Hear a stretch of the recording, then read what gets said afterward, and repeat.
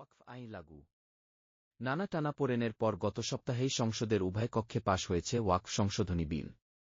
পরে তাতে মিলেছে রাষ্ট্রপতির অনুমোদন। ফলে এটি এখন আইন।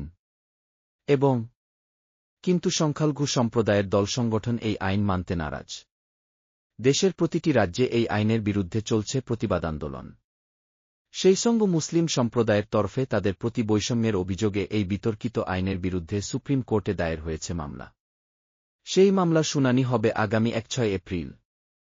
এদিকে এই বিষয় নিয়ে ইতিমধ্যেই সুপ্রিম দরবারে ক্যাভিয়েট দাখিল করেছে কেন্দ্রীয় সরকার। অর্থাৎ কেন্দ্রীয় সরকারের মতামত না শুনেই যেন কোনো রায় না দেয় শীর্ষ আদালত, এই আপিল করা হয়েছে। জানা গিয়েছে এখনও পর্যন্ত বিতর্কিত আইনটির বিরুদ্ধে মোট 5টি পিটিশন দাখিল হয়েছে সুপ্রিম কোর্টে। এই মুহূর্তে ওয়াকফ আইনের সাংবিধানিক বৈধতা নিয়ে দেশজুড়েই নানা প্রশ্ন উঠছে।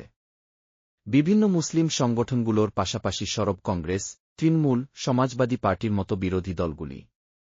তাদের অভিযোগ, এই আইনের ফলে বৈষম্য বাড়বে। বৈষম্যের শিকার হবেন সংখ্যালঘুরা। পাল্টা কেন্দ্রের যুক্তি, কারও ধর্মাচরণে বাধা দেওয়া হচ্ছে না, কারও জমি কেড়ে নেওয়া হবে না।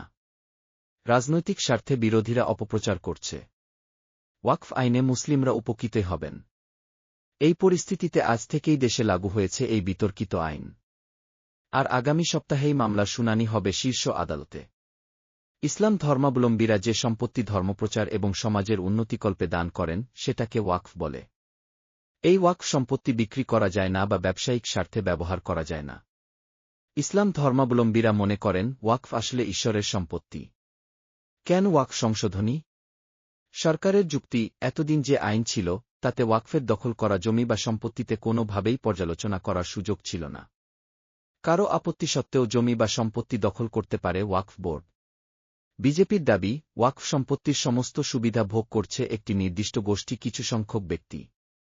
বঞ্চিত হচ্ছেন সাধারণ মুসলিমরা। নতুন আইনের মাধ্যমে সাধারণ মুসলিমরা উপকৃত হবেন। তাছাড়া সাচার কমিটির রিপোর্টেও বলা হয়েছিল ওয়াকফ নিয়মের সংস্কারের প্রয়োজন। কিন্তু এই সনদে বিল পাস হওয়া